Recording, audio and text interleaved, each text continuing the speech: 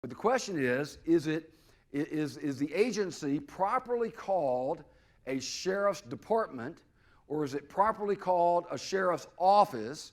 And why does it matter, and who really cares anyway? What do y'all think? I hear office is resounding out there, maybe the majority, and you're absolutely correct. Let me tell you why. This is a very important distinction. You'll see that sheriffs even disagree on this. We have sheriffs in South Carolina, for example. Some counties you have a sheriff's department, others you have a sheriff's office. So there's disagreement even among sheriffs. And as I get into this phase of my presentation, we're going to be getting into some areas that may be a bit controversial. And so stay tuned. I think this crowd can handle it.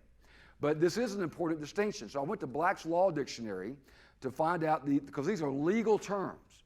And as Lauren said, it's very important for us to understand these terms as we are understanding these principles. So Black's Law Dictionary says that a department is a division of the executive branch of the government. It fulfills some type of administrative responsibility.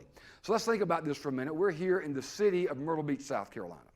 Myrtle Beach is a municipality under the laws of South Carolina. It's actually considered to be a political subdivision of the state. And because it is this government entity called the city of Myrtle Beach, within that government, we'll have departments. You'll have a police department. You'll have a fire department, a codes enforcement department, a planning department, a parks and recreation department. These are departments because they're divisions of this overall government that we call the city of Myrtle Beach. We see the same thing at the federal level, right? We have the Department of Energy, we have the Department of Defense, Department of the State, and so on. These are branches, or not branches is the incorrect word, it's a division of, in this case, the executive branch of the federal government. That's what a department is. It's like going to Walmart. All right, Walmart is a department store. So you have the men's department and the women's department and the sporting goods department and the houseware department and this department and that department, garden department, but it's all part of Walmart, right? These are divisions within inside. So an office is different in this respect. An office is a right and a correspondent duty to exercise a public trust.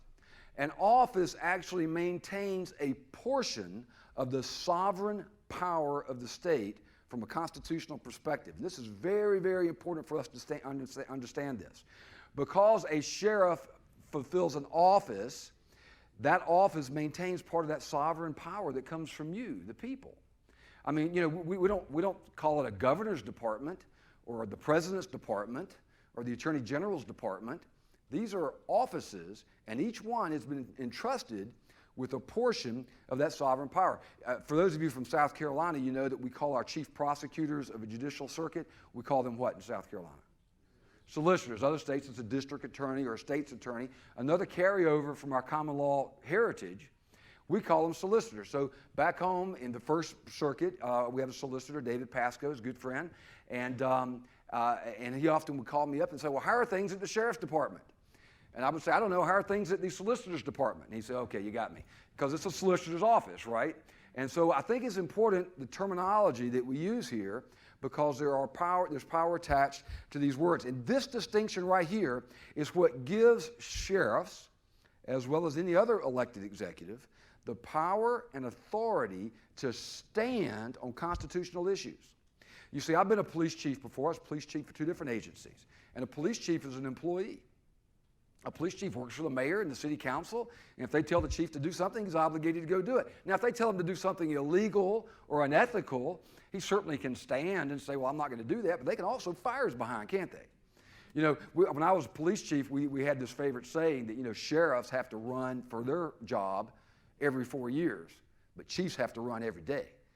And there was a lot of chiefs can be fired at will. So you really don't have the power to make these stands. And it makes me think about what's going on in Kentucky with Kim Davis, the elected county clerk that's there that made a stand. And we're going to talk about her in a minute and the stand that she made, and you'll see how it ties back into this idea.